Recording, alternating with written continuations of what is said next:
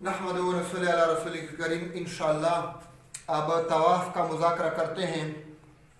طواف کی مختلف قسمیں ہیں. یہ طواف زیارت ہے، طواف قدوم ہے، طواف عمرہ ہے، طواف نفلی ہے، طواف واجب ہے، طواف نظر ہے. مختلف طواف ہیں.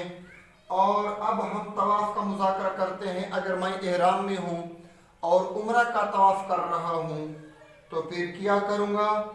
جب مسجد حرام میں میں داخل ہوا، یعنی یہ خانہ کعبہ ہے، تو اس کے گرد سفید پتھروں سے بنا ہوا صحن ہے جس کو مطاف کہتے ہیں. اور پھر مطاف جو ہے اس کے بعد چاروں طرف تقریباً گول شکل میں وہ برآمدے ہیں. تو جب میں برآمدوں پر سے جب میں مسجد حرام کے کسی گیٹ پر سے داخل ہوا، پھر برآمدوں میں ہوتا ہوا وہ میں جب خانہ کعبہ کے مجھے نظر آئے تو سب سے پہلے میں اس کی طرف نظر اٹھا کر بسم اللہ اللہ اکبر لا الہ الا اللہ، پھر اس کے بعد مطاف میں آ جاؤں گا. جب مطاف میں آ جاؤں گا تو میں نے طواف شروع کرنا ہے. طواف کو حجر اسود کے کونے سے شروع کروں گا. یہ خانہ کعبہ کا کونا، اس کو حجر اسود کا کونا کہتے ہیں. اس کو رکن عراقی کہتے ہیں کیونکہ عراق کی طرف ہے. اس کونے کو رکن شامی کہتے ہیں کیونکہ یہ شام کی جانب ہے. اس کونے کو رکن یمانی کہتے ہیں کیونکہ یہ یمن کی طرف ہے. اب میں نے آنا ہے جس طرف سے بھی میں داخل ہو جاؤں، باب عمرہ، باب فتح، باب عبداللہ کی طرف سے، یا باب فہد کی طرف سے، یا باب عبدالعزیز کی طرف سے داخل ہو جاؤں، جس طرف سے بھی میں داخل ہو جاؤں، میں نے پہنچنا ہے خانہ کعبہ کے حجر اسود کے کونے تک میں نے پہنچنا ہے. اب جب میں یہاں پہنچا تو یہ تو ماڈل پر میں صرف مذاکرہ کر رہا ہوں، حالانکہ خانہ کعبہ کے کونا اور میرے درمیان کئی فٹ کا فاصلہ ہوگا. لوگ یہاں پر طواف کرتے رہے ہوں گے اور میں دور سے کھڑا رہوں گا، خواہ وہ 20 فٹ کے فاصلے پر ہو، 30، 40، 50، 60 کے فاصلے پر ہو. جتنا مجمع طواف کر رہا ہے مطاف میں مجمع کے آخری کنارے پر ایسا کھڑا رہوں گا کہ کوئی مجھے دھکا نہ دے، آرام کے ساتھ میں نیت باندھ سکوں. اب جب میں عمرہ کا طواف کر رہا ہوں تو یہاں تک آتے ہوئے میں نے لبیک کو بند کرنا ہے عمرہ کی حالت میں، تو لبیک یہاں تک پڑھتا رہا. لیکن اب اس کے بعد دوسری دعائیں اور ذکر کرتا رہوں گا. تو یہاں پر میں نے سب سے پہلے استوا کرنا ہے، یعنی دائیں اپنی چادر کو جو ہے دائیں کندھے کے دائیں بغل کے نیچے سے جو ہے وہ نکال کر وہ بائیں کندھے پر اس طرح ڈالوں گا. بائیں کندھے پر میرا دایاں کندھا جو ہے وہ کھلا رہے گا. یہ مرد کے لیے ہے، عورت کے لیے نہیں ہے. عورت تو قمیص ہے، جو ہے شلوار ہے، اپنا دوپٹہ ہے اور برقع ہے، نقاب ہے، وہ پردے میں ہے. لیکن مرد حضرات جو ہے نا اس طرح استوا کریں گے. یہ استوا ابھی سے جانو، خواہ مجھ سے بھول نہ جائے یہ بات کہ یہ استوا طواف کے 7 چکروں میں ہے، پہلے سے لے کر آخری 7 چکروں تک. اس کے بعد میں نے اپنے اس کندھے کو پھر چھپا دینا ہے، پھر میں نے اس کو چھپا دینا ہے. اس لیے پہلے سے استوا کرنا یہ سنت کا عمل ہے. اگر بھول گیا، درمیان میں یاد آیا تو درمیان میں شروع کروں گا. بہرحال یہ میں نے استوا کر دیا. اب خانہ کعبہ کے حجر اسود کے کونے کے سامنے میں دور سے کھڑا ہوں کیونکہ قریب جانا مشکل ہے. تو اب پیچھے کی طرف جب میں دیکھوں گا تو برآمدوں پر جو برآمدے ہیں وہ سین کے بعد بہت وسیع صحن ہے. تو برآمدے پر پیچھے کی طرف جو ہے حجر اسود کے کونے کے محاذات میں سیدھ میں یہاں پر سبز لائٹ لگے ہوئے ہیں. ان لائٹوں کی طرف میری پیٹھ ہوگی، کمر ہوگا اور آگے میرے حجر اسود ہوگا. اب نیت باندھنے کے لیے بہتر یہی ہے کہ جو حجر اسود ہے، حجر اسود کا جو یہ کنارہ ہے مغربی کنارہ، میرا منہ میرا چہرہ اس کی طرف ہو نیت کے وقت، اور استلام کے وقت بالکل حجر اسود کی سیدھ میں کھڑا رہوں، استلام اس طرح کروں، اور نیت اس حجر اسود کے مغربی یا حجر اسود کا جو کنارہ ہے، جو یہاں رکن یمانی کی طرف کنارہ ہے، اس کی طرف جو ہے نا میرا دایاں کندھا ہو، باقی جو میرا باقی دڑ ہے، باقی جو میرا سینہ ہے، بایاں کندھا ہے، وہ رکن یمانی کی طرف رہے، تاکہ میرے اس چکر میں مکمل حجر اسود بھی شامل ہو جائے۔ اب میں اس کی طرف منہ کر کے اس طرح میں نیت کے لیے کھڑا ہو گیا۔ اب نیت کرنے کے وقت میں نے چند کاموں کو کرنا ہے۔ وہ کون کون سے کام ہیں؟ وہ یہ ہے کہ میں نے یہاں پر یعنی نیت کے الفاظ کہنے ہیں، اللہم انی ارید طواف بیتک الحرام 7 اشواط فیسرہ لی وتقبلہ منی۔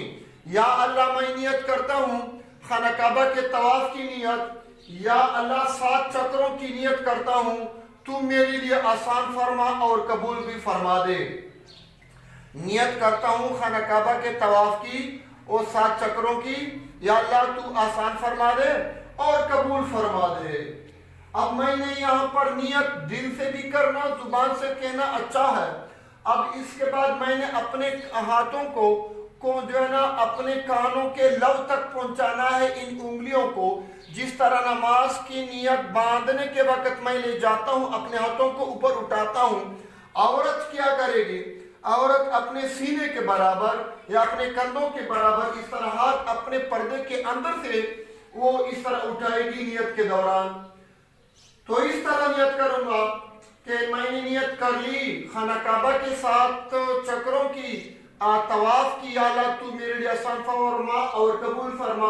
پھر اس کے بعد تکبیر کہوں گا، بسم اللہ اللہ اکبر وللہ الحمد۔ یہ ہے تکبیر۔ نماز کے دن کی نیت کے دوران میں صرف یہ کہتا ہوں کہ بسم اللہ اللہ اکبر، لیکن یہاں پر کیا کہتا ہوں؟ بسم اللہ اللہ اکبر وللہ الحمد۔ یہ میں نے کہہ دیا۔ اب جو ہے نا یہ کچھ کام میں نے کر لیے۔ اب اس کے بعد میں ایک قدم دائیں طرف ہو جاؤں گا تاکہ حجر اسود بالکل میرے سامنے ہو، کیونکہ میں نے اب استلام کرنا ہے، اور استلام کا اصل طریقہ تو یہ تھا کہ میں جا کر حجر اسود کو چوم لیتا اپنے منہ سے، لیکن چونکہ چومنے میں مشقت ہے، عورتوں کا ازدحام ہے، مردوں کا ہے، اختلاط ہے، دکمپیل ہے، مشکلات ہیں، اس لیے دور سے کھڑے ہو کر میں استلام کرتا ہوں۔ اب استلام کس طرح کروں گا؟ اپنے ہاتھوں کی، دونوں ہاتھوں کی جو ہتھیلیاں ہیں وہ حجر اسود کی طرف کروں گا، اور حجر اسود خانہ کعبہ میں جو نصب ہوا ہے یہ کتنے فاصلے پر ہے؟ یہ زمین سے جو ہے وہ اتنے فاصلے پر ہے کہ انسان کے سینے کا برابر ہے۔ لمبا سے لمبا آدمی بھی وہ ذرا جھک کر جو ہے اس کو بوسہ دے سکتا ہے، ٹگنا سے ٹگنا شخص بھی کھڑے ہو کر اس کا بوسہ لے سکتا ہے۔ تو اب میں کیا کروں گا؟ اب میں استلام کروں گا، بسم اللہ اللہ اکبر وللہ الحمد۔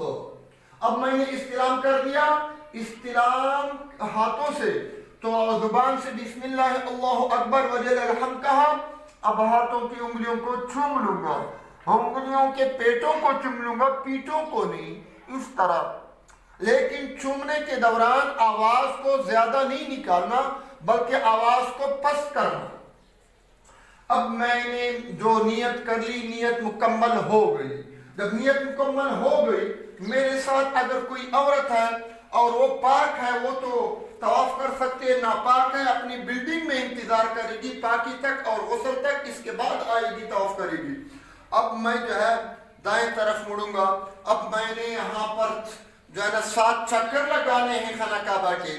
پہلے 3 چکروں میں نے رمل کرنا ہے، پہلوانی کرنی ہے، لیکن یہ سمجھیے کہ عورت پہلوانی نہیں کرے گی، مرد پہلوانی کرے گا۔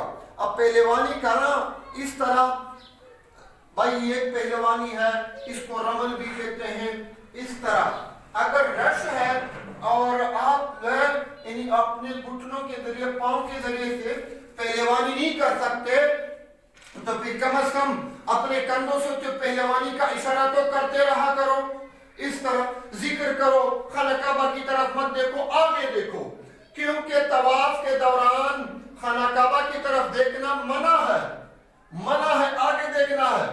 ویسے تو بغیر طواف کے خانہ کعبہ کی طرف دیکھنے سے 20 رحمتیں نازل ہوتی ہیں، لیکن طواف کے دوران استلام کے بغیر باقی چکروں میں چاروں طرف دیواروں کی طرف طواف کے دوران دیکھنا منع ہے، اور اس کی طرف سینہ پھیر لینا بھی منع ہے۔ باقی میں مثال کے طور پر میں چکروں میں جا رہا ہوں، ادھر ہو گیا، اس طرح ہو گیا، منع ہے۔ اگر دھکوں کی وجہ سے جو ہے نا یہ ہو گیا تو دھکے کی وجہ سے ہو گیا تو پھر کوئی منع برا نہیں ہے، کوئی خراب نہیں ہوتا۔ پیٹھ پھیر لینا بھی منع ہے۔ سامنے جاؤں گا، سامنے دیکھوں گا، ذکر کرتا رہوں گا۔ جب میں رکن یمانی کے برابر ہو جاؤں، جو حجر اسود کا کونا ہے، جو خانہ کعبہ کا ایک کونا ہے، یمن کی طرف ہے، تو یہاں پر کیا پڑھوں گا؟ اللہم انی اسألک العفو والعافیۃ فی الدنیا والآخرہ، ربنا آتنا فی الدنیا حسنۃ وفی الآخرۃ حسنۃ وقنا عذاب النار وادخلنا الجنۃ مع الابرار یا عزیز یا غفار یا رب العالمین۔ یاد رکھو، اگر میرا احرام نہیں ہے تو میرا احرام نہ ہو، احرام کی حالت میں نہ ہوں، تو پھر بہتر ہے کہ میرا یہ ہاتھ جو ہے یہ خانہ کعبہ کے اس کونے کو لگ جائے۔ لیکن آج کل رش ہے اور جہالت ہے، بدعت ہے، وہ کیا کرتے ہیں لوگ بغیر طواف کے جا جا کر اس کے ساتھ چمٹے رہتے ہیں، اور کوئی ٹوپی مل لیتا ہے، کوئی چادر مل لیتا ہے، کوئی رومال مل لیتا ہے۔ تو لوگوں کو اپنی راتوں میں سمجھانا چاہیے کہ سب کچھ جو تم کر رہے ہو یہ سنت کے خلاف کر رہے ہو۔ صرف رکن یمانی کو صرف دائیں ہاتھ لگانا ہے، وہ بھی طواف کے دوران، بغیر طواف کے یہاں پر جا کر اور بغیر طواف کی اس کو جو ہے نا اس کے ساتھ یہ ہاتھ لگانا یا ٹوپی ملنا یا رومال لگانا یا دوپٹہ یا وغیرہ، یہ سب کچھ بدعت ہے، اس کا کوئی ثواب نہیں ہے۔ لہذا میں یہاں پر اگر احرام کی حالت میں نہ ہوں تو ہاتھ لگانے کا موقع نہیں تو ہاتھ لگاؤں گا۔ ہاتھ لگانے کا موقع نہ ملے یا بھول جاؤں یا رش ہے یا عورتوں کے ساتھ ٹچ ہونا ہے تو کوئی ضرورت نہیں، آگے چلتا رہوں گا اور یہ دعا پڑھتا رہوں گا۔ حضور پاک علیہ الصلوۃ والسلام فرماتے ہیں ما مررت علی الرکن الا رأیت علیہ ملکا، کہ میں خانہ کعبہ کے رکن یمانی کے کونے پر جب بھی میں گزرا ہوں تو اس پر میں نے ایک فرشتے کو دیکھا ہے۔ ہاں، فَإِذَا مَرَرْتُمْ بِهِ، بس تم اس کونے پر سے گزرو، فَقُولُوا رَبَّنَا آتِنَا فِي الدُّنْيَا حَسَنَةً وَفِي الْآخِرَةِ حَسَنَةً وَقِنَا عَذَابَ النَّارِ وَادْخِلْنَا الْجَنَّةَ مَعَ الْأَبْرَارِ یا عزیز یا غفار یا رب العالمین۔ تو یہ دعا پڑھتے رہو۔ ایک حدیث میں ہے، حضور پاک علیہ السلام فرماتے ہیں وَكِّلَ بِهِ سَبْعُونَ مَلَكًا، کہ رکن یمانی کے اس کونے پر 70 فرشتے مقرر ہیں۔ فمن قال اللهم اني اسالك العفو والعافيه في الدنيا والاخره ربنا اتنا في الدنيا حسنه وفي الاخره حسنه وقنا عذاب النار وادخلنا الجنه مع الابرار يا عزيز يا غفار يا رب العالمين قالوا امين۔ تو وہ فرشتے جو مقرر ہیں اس کونے کے دوران کے پاس جو طواف کرنے والے یہ دعا پڑھتے ہیں، قالوا امین، وہ فرشتے کہتے ہیں آمین آمین آمین، یا اللہ اس دعا کو قبول فرما دے۔ تو یہ دعا بھی پڑھتا رہوں گا، اور یہ دعا رکن یمانی کے کونے کے محاذات میں یا سیدھ میں پڑھنا شروع کر دوں گا۔ حجر اسود کی سیدھ میں جب آؤں گا تو تقریباً 2-3 مرتبہ میں اس کو پڑھ سکتا ہوں، تو میں یہ پڑھتا رہتا ہوں۔ اب میں حجر اسود کے دوبارہ سیدھ میں آیا، جب دوبارہ سیدھ میں آیا تو میرا ایک چکر مکمل ہو گیا۔ اب میں کیا کروں گا؟ اب میں استلام کروں گا۔ دیکھو، ہر چکر کے بعد ایک استلام میں نے کرنا ہے حجر اسود کا۔ اب میں استلام کروں گا۔ استلام کرنے کے لیے مکمل اس طرح ضروری نہیں، بلکہ میں کیا کروں گا؟ چلتے ہوئے میں اس طرح کو بسم اللہ اللہ اکبر وللہ الحمد. اب میں اگر رک گیا تو بھی ٹھیک ہے، نہ رکا چلتے ہوئے رش کی وجہ سے، ازدحام کی وجہ سے میں نے استلام اس طرح کر دیا تو یہ استلام بھی ہوگا. پھر جو نا آگے بڑھتا رہا، دعائیں پڑھوں گا. جو طواف کے 7 چکروں کے لیے جو بعض کتابوں میں لمبی لمبی دعاؤں کا ذکر ہے، ان دعاؤں کا پڑھنا کوئی فرض، کوئی واجب نہیں، کوئی سنت مؤکدہ نہیں کہ جس کو چھوڑ کر گناہگار ہو جائے، بلکہ وہ بزرگوں نے تیار کی ہیں اور ان کو اگر کوئی یاد کر لے، معنی بھی سمجھے تو ٹھیک ہے، ورنہ مشکلات ہوں تو عام دعائیں پڑھو. ربنا ظلمنا، ربنا اغفر لنا ذنوبنا، اللهم اغفر لنا اللهم اغفر لنا وللمؤمنين والمؤمنات، اللهم اهدنا واهد بنا واجعلنا سببا لمن اهتدى وغیرہ. تیسرا کلمہ، چوتھا کلمہ، اسی طرح جو ہے نا پہلا کلمہ اور تسبیحات ہیں، تحلیل ہے، تکبیر ہے، اور پشتوں میں، اردو میں، اپنی زبانوں میں، قرآن کی آیتوں میں جو دعائیں موجود ہیں، حدیثوں میں جو دعائیں آئی ہیں. تو جو کچھ بھی میں اور فرماتے ہیں کہ طواف کے دوران دعائیں مانگنا قرآن پاک کی تلاوت سے افضل ہے. بعض لوگ اجتماعی دعا مانگتے ہیں، ایک دعا کہتا ہے دوسرے آمین کہتے ہیں، اور سب جس نے بھی طواف والے ہیں ان کی دعاؤں میں، ان کے ذکر میں، ان کی عبادت میں خلل پڑتا ہے. لہذا یہاں پر اجتماعی دعا کی ضرورت نہیں، انفرادی پڑھتے رہو اس آواز میں کہ لوگوں کو تکلیف نہ ہو. تو بہرحال میں یہ دوسرا چکر میں نے شروع کر دیا. اب دعا پڑھتا رہتا ہوں اور آگے بڑھتا رہتا ہوں چکر مکمل کرنے کے لیے. اور یہ جو بھی دعا میں نے سبحان اللہ الحمدللہ اللہم انی اسألک العفو والعافیہ فی الدنیا والآخرہ ربنا آتنا فی الدنیا حسنۃ وفی الآخرۃ حسنۃ وقنا عذاب النار وادخلنا الجنۃ مع الابرار. اب یہاں پر پھر دوبارہ استلام کرنا، بسم اللہ اللہ اکبر وللہ الحمد. یہ استلام بھی یاد رکھو، اگر مطاف میں ہو تو مطاف میں حجر اسود خانہ کعبہ کے کونے میں انسان کے سینے کے برابر فاصلے پر لگا ہوا ہے. ہمارے بعض ساتھی ایسا کرتے ہیں بسم اللہ اللہ اکبر اس طرح، نہیں، یہ بات نہیں. سارے خانہ کعبہ کو استلام کرنا نہیں ہے، صرف حجر اسود کو کرنا ہے. لہذا اس طرح کرنا بہتر ہے. اور اگر آپ اوپر پہلی چھت پر، دوسری چھت پر، آخری چھت پر طواف کر رہے ہوں تو خانہ کعبہ تو ضرور نیچے ہوگا، کیونکہ وہ تو 42 فٹ کی اس کی بلندی ہے. خانہ کعبہ کی بلندی زمین سے 42 فٹ ہے. تو اوپر جو ہے وہاں پر پہلی چھت، دوسری، آخری چھت پر جو خانہ کعبہ کی طواف میں کرتا ہوں تو پھر وہاں پر حجر اسود کے برابر وہاں پر بورڈ لگے ہوئے ہیں. وہاں پر بدایت السلام، بدایت الطواف، آغاز طواف وہ لکھا ہوا ہے. تو وہاں پر میں صرف کھڑے ہو کر ذرا، کیونکہ میں اوپر ہوں، خانہ کعبہ نیچے ہے، اور میں آخری چھت پر ہوں، دوسرے پر ہوں، تو نیچے کی طرف، خانہ کعبہ کی طرف، نیچے کی طرف ہاتھ کر کے اس طرح بسم اللہ اللہ اکبر وللہ الحمد. اب میں نے دوسرا چکر مکمل کر لیا. اس طرح تیسرا چکر بھی رمل کے ساتھ مکمل کر دیا. ہر چکر کے بعد میں نے استلام کرنا ہے.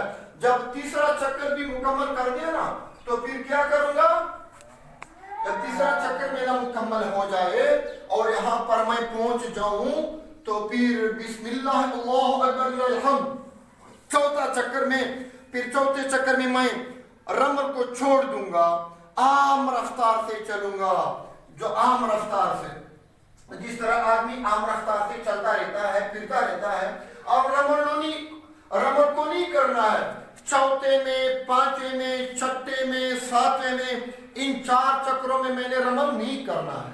اب جو ہے میں عام رفتار سے، پھر میں نے چوتھا چکر بھی مکمل کر دیا.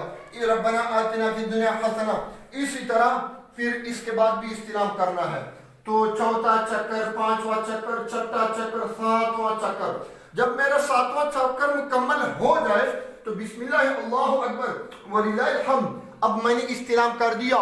کتنے ہو گئے استلام؟ 8 ہو گئے. کیوں؟ سب سے پہلی چکر کے شروع کرنے سے پہلے نیت باندھنے کے بعد میں نے ایک استلام کیا تھا. اب وہ ایک تو وہ ہو گیا اور باقی 7 چکر لگائے. ہر چکر کے بعد استلام. تو 7 جمع 1 8 8 استلام میں نے پورے کر لیے. اب میں کیا کروں گا؟ میں اپنے دائیں کندھے کو اپنی چادر سے چھپاؤں گا کیونکہ جو استباع ہے وہ صرف 7 چکروں میں ہے. اب میں نے کندھے کو چھپا لیا. وَاتَّخِذُوا مِن مَّقَامِ إِبْرَاهِيمَ مُصَلًّى وَاتَّخِذُوا مِن مَّقَامِ إِبْرَاهِيمَ مُصَلًّى. اگر یہ آیات یاد ہو دعا تو یہ پڑھنا چاہیے. اب میں نے کیا کرنا ہے؟ میں نے 7 چکر مکمل کر لیے، 8 استلام کر لیے. اب اس کے بعد میں نے 2 رکعت واجب الطواف پڑھنے ہیں مقام ابراہیم کے پاس. مقام ابراہیم کے پاس مثال کے طور پر یہ مقام ابراہیم ہے، کئی فٹ کے فاصلے پر ہے.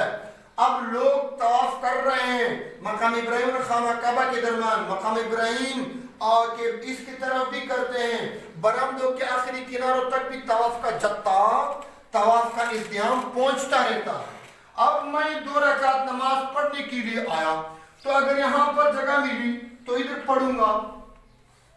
مقام ابراہیم ایک گنبد نما ہے، اس طرح ہے جو آج تک جو ہے نا گنبد ہے بڑا، یہ شیشے سے اس کے چاروں طرف شیشہ ہے اور اس کے اندر ایک پتھر. تو یہاں پر جو گنبد ہے وہ مقام ابراہیم کا یہ شیشے میں بند ہے. ایک پتھر ہے، ایک دائیں پاؤں کا کی نشان، بائیں پاؤں کی نشان حضرت ابراہیم علیہ السلام کی اس میں پڑی ہے. تو ہم نے یہاں پر متخذوا من مقام ابراہیم مصلی 2 رکعت واجب الطواف پڑھنے ہیں. ان کو واجب الطواف بھی کہتے ہیں، 2 گانے طواف بھی کہتے ہیں، طواف کے نفل بھی کہتے ہیں، تمام طواف کی نماز بھی کہتے ہیں. تو میں 2 رکعت نماز پڑھوں گا، دایاں کندھا بھی چھپا ہوا ہے، بایاں بھی چھپا ہوا ہے. پھر میں 2 رکعت نماز کی نیت میں نے باندھ لی. عام جو نیت ہے 2 رکعت نماز پڑھتا ہوں طواف کی یا اور کعبہ کی طرف منہ کر کے، اس کے بعد میں نے جو نیت مان لی. تو اس میں دونوں رکعتوں میں جو بھی سورت پڑھ سکتے ہیں پڑھیں، لیکن مستحب یہ ہے کہ قل یا ایھا الکافرون اور قل ھو اللہ سورت، یہ 2 سورتیں دونوں رکعتوں کے لیے ہیں. پہلی رکعت کے لیے سورۃ الکافرون، دوسری رکعت کے لیے سورۃ الاخلاص. جب میں نماز پڑھ لی تو سلام پھیرا، السلام علیکم ورحمۃ اللہ، السلام علیکم ورحمۃ اللہ. یہ بھی یاد رکھو کہ آپ مقام ابراہیم کے پاس کھڑے ہو کر نماز پڑھنا ضروری بھی نہیں. جہاں بھی موقع ملے، دائیں ہو، بائیں ہو، آگے ہو، مسجد حرام کے مطاف کی جس حصے میں بھی ہو، یہ نماز پڑھ سکتے ہیں. بہتر یہ ہے کہ مقام ابراہیم کے پیچھے پڑی جائے. اب میں نے اس کے بعد یہ طواف کے ساتھ چکروں کے ساتھ 3 چیزیں متعلقات میں سے ہیں. ان میں سے ایک یہ 2 رکعت نماز جو کہ واجب ہے، اور ایک ہے ملتزم پہ جا کر یہاں پر کھڑے ہو کر اپنا سینہ اس کے ساتھ لگانا، رخسار لگانا، اپنے ہاتھوں کو پھیلا کر خانہ کعبہ پر یہاں پر گڑ گڑانا، رونا اور اللہ سے مانگنا. یہ مستحب عمل ہے، لیکن رش کی وجہ سے یہاں پر میں نہیں جا سکتا. اگر میں احرام کی حالت میں ہوں تو یہاں پر خوشبو مجھے میں ٹچ کروں گا، اس لیے پھر نقصان ہو جائے گا. لہذا یہاں پر مستحب عمل ہے، یہاں پر جانا کوئی واجب یا کوئی فرض نہیں ہے، اور مجبوری کی حالت میں نے اس کو چھوڑ دیا. اگر موقع ہوتا، اگر میں جو ہے خانہ کعبہ اگر احرام کی حالت میں نہ ہوتا، خوشبو کی حالت نہ ہوتی، خانہ کعبہ پر خوشبو نہ لگی ہوتی، تو میں جا کر یہاں پر روتا اور دعائیں مانگتا رہتا. اس کے بعد میں نے پھر زمزم کا پانی بھی پینا ہے. اللہم انی اسألک علما نافعا ورزقا واسعا وشفاء من کل داء. یعنی کوئی زمزم کا گلاس میں نے یہاں پر بھر دیا. بہت سارے گلاس ہوتے ہیں یہاں پر ٹھنڈے زمزم کے پانی کا. ایک میں نے اس کو اور خانہ کعبہ کی طرف منہ کر کے میں نے زمزم کا پانی بھی پی لیا، اور کھڑے ہو کر یا بیٹھ کر کعبہ کی طرف منہ کرنا بہتر ہے. اس کو پی لینا، اپنے اوپر ڈال لینا بھی اچھا ہے، سنت کا عمل ہے. اور جو ہے یہ میرا ایک طواف مکمل ہو گیا. اگر میں نے صفا مرہ کی صحیح کرنی ہے تو نواں استلام میں نے کرنا ہے، مطاف میں ہو، قریب ہو، دور ہو، برآمدے میں ہو، جہاں پر بھی ہو، پھر میں نے نواں استلام کرنا ہے۔ لیکن اگر میں نے صفا مروہ کی صحیح نہیں کرنی ہے تو کسی طواف کے بعد میں نے نواں استلام نہیں کرنا ہے۔ اب میرا طواف مکمل ہو گیا، اب طواف کے دوران جو مسائل ہیں، اگر نماز کھڑی ہو گئی تو میں اپنے طواف کو وہاں پر چھوڑ دوں گا۔ مثال کے طور پر میں جا رہا ہوں، اب آزان جماعت کھڑی ہونے والی ہے تو میں نے طواف کو اس چکر میں چھوڑ دیا اور میں سنتیں پڑھتا رہا، فرض پڑھتا رہا، عشاء ہے، ظہر ہے، جو بھی نماز ہے تو میں نے جماعت کے ساتھ نماز پڑھ لی۔ اس کے بعد پھر دوبارہ طواف کو شروع کر دیا اس جگہ سے جہاں سے میں نے چھوڑا تھا، بلکہ ایک بارش یا ایک قدم ذرا پیچھے کی طرف ہوگا تاکہ کوئی نقص باقی نہ رہے۔ تو پھر طواف شروع کروں گا، باقی چکروں کو مکمل کروں گا، کیونکہ میرا وضو نہیں ٹوٹا ہے، صرف نماز کے لیے میں نے طواف کو چھوڑا تھا۔ پہلے جتنے چکر لگائے تھے وہ لگائے تھے، باقی پورے کر لیے۔ اور اگر میرا وضو ٹوٹا تو میں جاؤں گا اور وضو بنا کے آؤں گا، پھر دیکھوں گا اگر میرا وضو پہلے چکر میں، دوسرے میں، تیسرے میں، چوتھے میں ٹوٹا ہے تو پھر میں دوبارہ سرے سے طواف پہلے چکر سے شروع کروں گا، 7 چکر مکمل لگاؤں گا۔ اور اگر میں نے 4 چکر مکمل کیے تھے، 5ویں چھٹے 7ویں چکر میں میرا وضو ٹوٹا تو دوبارہ بنا کے آیا تو پھر جو ہے جہاں سے میں نے چھوڑا تھا وہاں سے پھر میں شروع کروں گا۔ جو چکر میں نے پہلے لگائے تھے وہ ہو گئے تھے اور باقی میں پورا کروں گا۔ اس طرح کی بات ہے۔ تو طواف کے بہت زیادہ مسائل ہیں، ان مسائل کو بیان نہیں کر سکتے، مذاکرہ لمبا ہو جائے گا، تو اللہ پاک سے دعا مانگے۔ بندہ محمد حنیف، محتمم جامع عائشات القرآن البراء باقی اللہ کی مرد کے PK پاکستان، اور واٹس ایپ پر ان مذاکروں کو آپ لوگ طلب کر سکتے ہیں۔ 0345 98 59 730 یہ میرا واٹس ایپ نمبر ہے۔ بہت سارے میموری کارڈ بھی بھر دیے ہیں ان مذاکروں سے، گھنٹوں کے مذاکرے ہیں، اردو کے بھی ہیں، پشتو کی بھی ہیں۔ اللہ حافظ۔